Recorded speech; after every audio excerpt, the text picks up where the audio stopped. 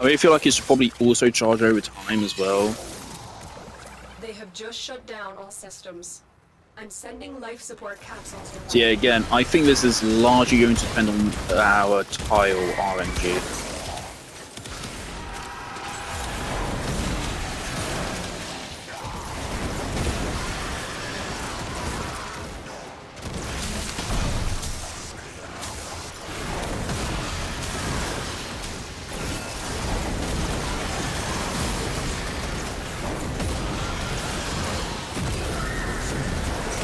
This will do good. This is alright.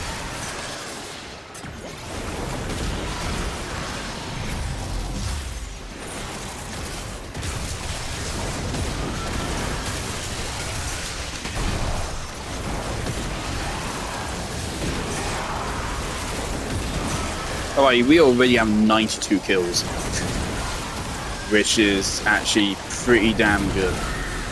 110. First minute is also usually the worst minute. Prepare for life support.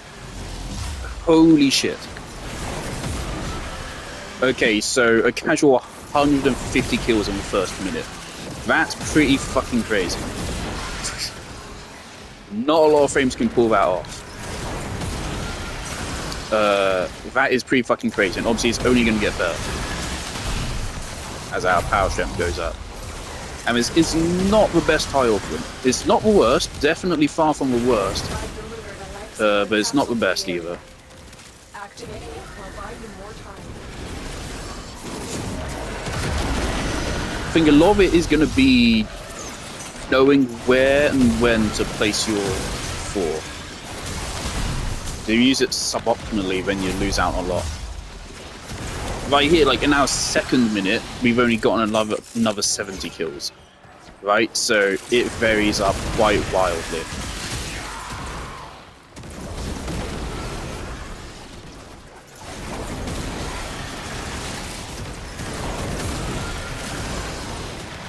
Right, we have Talon Strike. Let's see.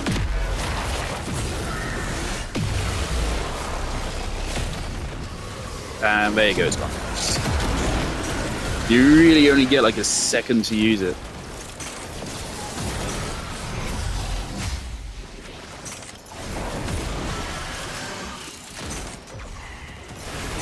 Life support incoming. Yeah, okay. It's not like bad at charging, but you're never going to get to use it in a regular mission, which I think is a shame.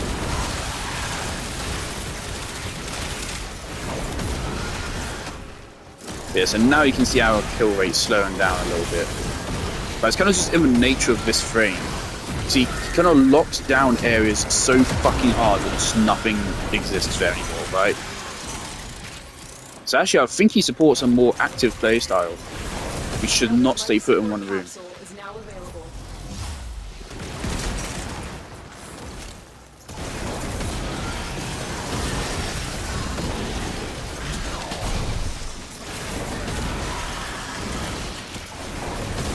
You can see Justice 3 alone does more than respectable damage.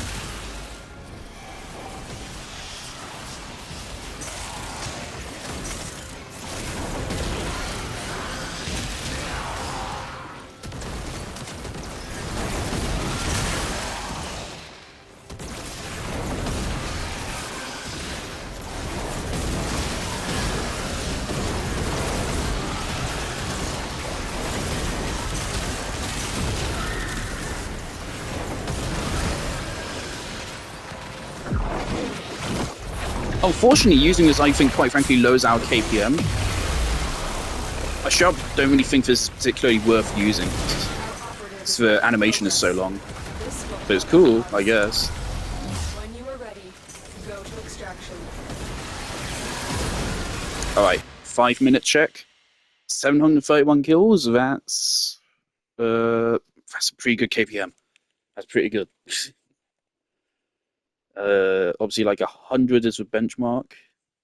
731 divided by 5. That's 146. That's really, really good. That is top tier, I would say. 100 is like 80 is a benchmark. If you're below 80, that is not sustainable. 100 is like, yeah, this is like good. 120 is like, yeah, that's pretty good. And then 140 and above is like, holy zoinks, man.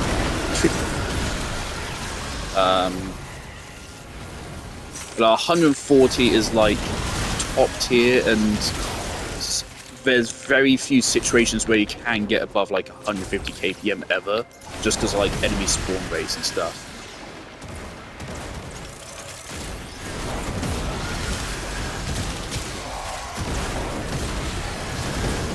Yeah, so this is fun and absolutely more than effective enough. Yeah, surprisingly, he's actually a very active playstyle. You do not want to stay in one place. You want to move around a lot.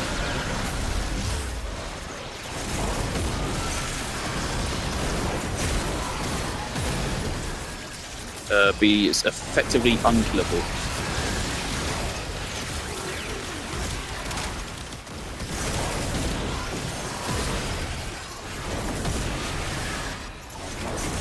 I can hear like horrific screaming from some other room in the house right now. I don't know what's going on. I think someone's summoning a demon or something. I don't know what's going on.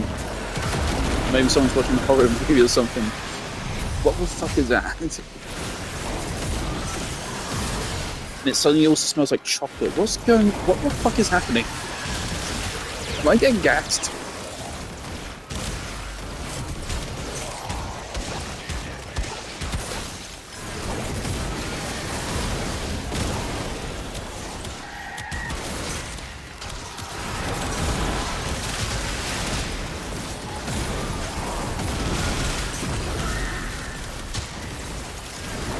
Yeah, it's largely in your placement of your 4. Like right here, this is a good spot.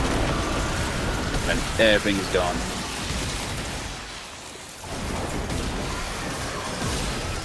Then we can move over here. Yeah, massive splash for all these guys. I really like, of course, I've said before, like, I don't want to commit fully to just using abilities. I also don't like just using weapons. I like a healthy mix between the two, and this is exactly that. Let's slap this down. It might be, someone might be like whisking or like blending something downstairs, and I don't know what the fuck is going on. I don't know if that's coming through on my mic, but there's like demonic sounding screeching. Yeah, so his performance is innately going to be a little bit inconsistent. It's going to partially rely on tiles and enemy spawn rates. But it's kind of undeniable.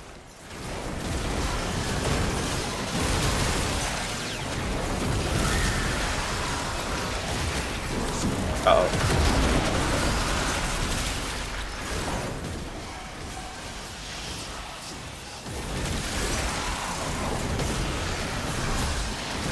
Talon strike.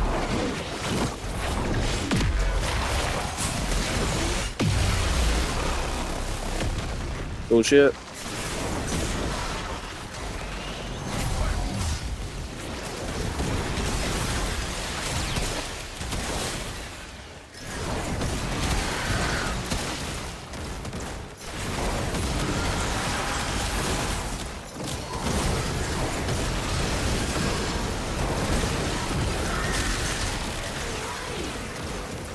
And then we pop this down here. Look at that, and everything fucking melts. It's like Ember, but what if Ember was actually fun?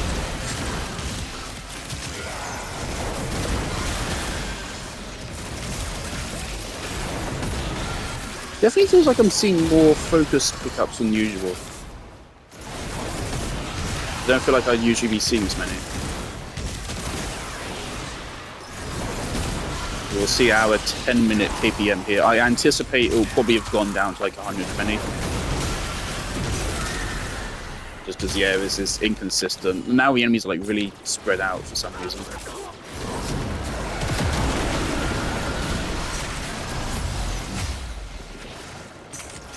Okay, so if you can get like really good rooms linked next to each other, this is completely unstoppable. The longer you fight, the more successful we are. Right, let's take out this little group here and then... Alright, KPM check. Still 140. Still 140 KPM. That's really good. It is partially thanks to Torrid here, but any good weapon would have gotten about the same results anyway. Let's ditch. Might be able to squeeze out one more tower on strike. Yeah, one risky thing also is the energy economy, obviously, because it very rapidly goes up and down with this frame. I want one more tower on strike.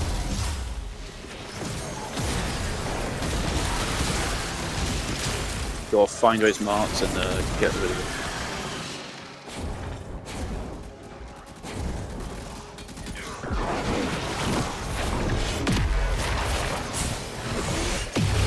Right, so in a 10-minute mission we got, was that 3 or 4 tower strikes?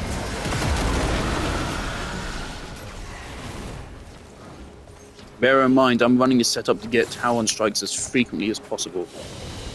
And we're running a high KPM frame.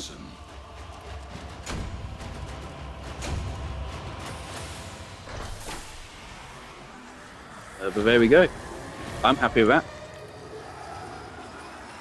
Power on strike doesn't seem that good. But I guess it's cool, at least. And yeah, Uriel was fantastic in regular missions. And we got 5 Argon crystals out, man.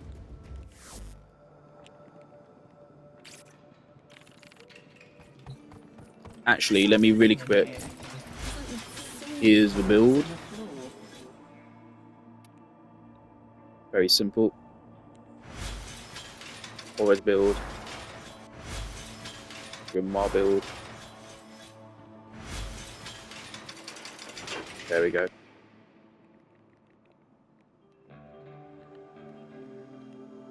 Okay, and I'm gonna clip that down and post that. Yeah, so he's fantastic. I just wish his raw didn't go over his free. Because I totally think it would be viable to actually replace Brimstone with raw. It would be less damage output, obviously, even with raw. His free still wouldn't beat his 4.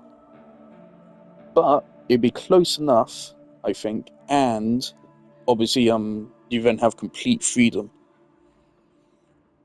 I still think his 4 should charge a little bit faster.